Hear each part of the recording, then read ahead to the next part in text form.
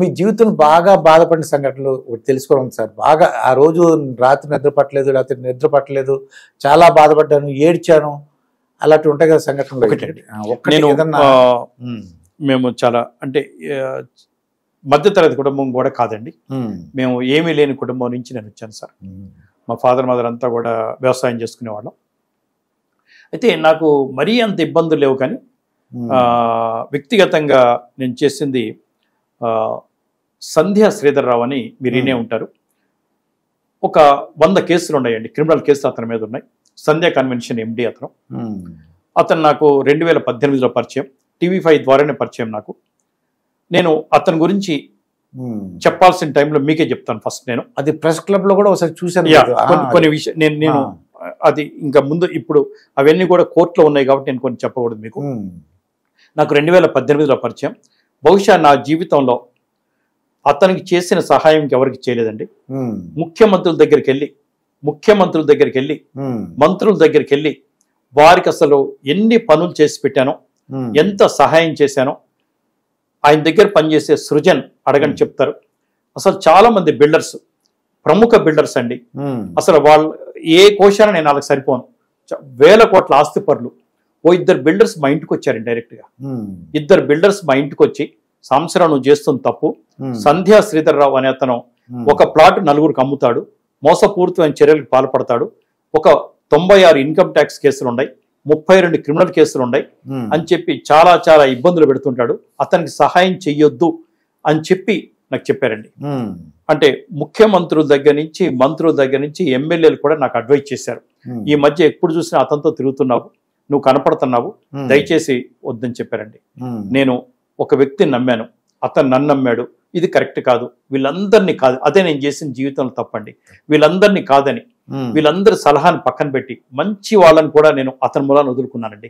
నువ్వు సంధ్యా శ్రీధర్రావుకి హెల్ప్ చేస్తే మేము నీతో మాట్లాడను అని చాలా గొప్ప వ్యక్తులు చెప్పిన తర్వాత కూడా నేను మధ్యలో వదిలేయడం కుదరదని చాలా పనులు చేసి పెట్టాను సార్. పనులు చేసిన తర్వాత కొంతకాలానికి ఎవరైతే అతను ముంచేశాడో, అది చాలా పెద్ద కథలండి, ఎవరైతే వాళ్ళని ఇబ్బంది పెట్టాడో అతను, నేను అనుకుంటా ప్రపంచం మొత్తం మీద అతను చేసే క్రిమినల్ యాక్టివిటీస్ ఇంకెవరు చేయరండి. అతను ఒక చార్టెడ్ అకౌంటెంట్, ఒక పోలీస్ ఆఫీసర్. నేను చెప్తాను, ఒక 15 రోజుల్లో మీకే ఇంటర్వ్యూ ఇస్తా, ఆ పేర్లు కూడా చెప్తా. వీళ్ళంతా కలిసి ఒక ముఠాగా ఏర్పడి నయం డబ్బులన్నీ వీళ్ళ దగ్గర పెట్టుకొని నానా ఇబ్బంది పెట్టారండి. సరే, ఇవన్నీ వేరే ఎత్తు.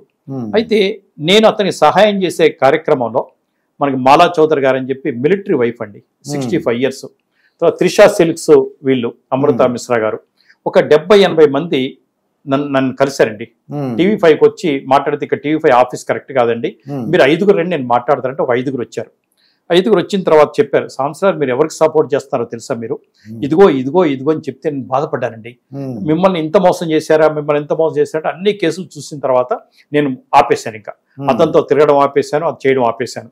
అతను నా మీద కక్ష కట్టి కొన్ని విషయాలు, అతను రాజు న్యూస్ కొన్నాళ్ళు లీజు నడిపాడు, విజయసాయి రెడ్డి గారు పేమెంట్ చేసేవాడు, రాజు న్యూస్ శాలరీస్ మొత్తం. ఎందుకంటే విజయసాయి రెడ్డి గారు టీవీలో చెప్పారు నా గురించి, రాజు న్యూస్ అని వాళ్ళు చెప్పారు. ఇప్పుడు లేదండి, ఒక 15 రోజుల క్రితం లక్ష్మీ మేడం అని HM టీవీలో చాలా గొప్ప వ్యక్తి, మంచి పాత్రికేయురాలు, ఇప్పుడు అద్భుతంగా నడుపుతున్నారండి. అయితే ఈ ఇష్టం వచ్చినట్టు నా గురించి వేయటం అనమాట, నాకు సంబంధం లేని విషయాలు వేయటం అనమాట. ఎక్కడ ప్రపంచంలో క్రైమ్ జరిగినా నా ఫోటో వేయటం, నా ఫ్యామిలీ ఫోటో వేయటం, నాకు సంబంధం లేని అంశాలు. నేను మీ ముందు ఇంటర్వ్యూ ఇస్తున్నాను, TV5లో నేను ఇంటర్వ్యూ చేస్తున్నాను, డిబేట్ కండక్ట్ చేస్తాను, ఇదిగో సాంబశివరావు అరెస్ట్ అంటే ఇతను చేసేది సాక్షి వేయటం. సాక్షి, రాజు న్యూస్ ఇద్దరు ఒకలే నడిపారండి. శ్రీధర్రావు గారికి, ఇది మన జగన్మోహన్ రెడ్డి గారికి సంబంధాలు ఉన్నాయో నాకు తెలియదు, కానీ అతను వైసీపీకి బాగా సపోర్ట్ చేశాడు. మొన్న ఎన్నికలకు ముందు వైసీపీ సపోర్ట్ చేశాడు.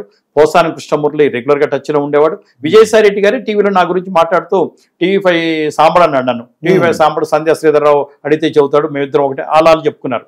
అతను వైసీపీకి సపోర్ట్ చేసినందుకు కూడా నాకు బాధ లేదండి. లేనిపోని విషయాలు, అబద్ధాల విషయాలు, అవాస్తవాల విషయాలు ఆ ఛానల్లో వేసినందుకు నేను అడిగాను. అసలు TV5 నుంచి నేను మా చైర్మన్ గారు అడిగాను, మరి ఏం చేద్దాం సార్ అంటే, లేదు ఎలక్షన్స్ అయినాక తర్వాత చూద్దాంలే అని అన్నారు. అయితే నాకు ఈ విషయంలో దేవేందర్ రెడ్డి గారని, నేను ఇంతవరకు చూడలేదు సార్ ఆయన్ని, జైపాల్ రెడ్డి గారని ఇద్దరు ఉన్నారు. ఆ ఇద్దరు నాకు బాగా సహాయం చేశారు.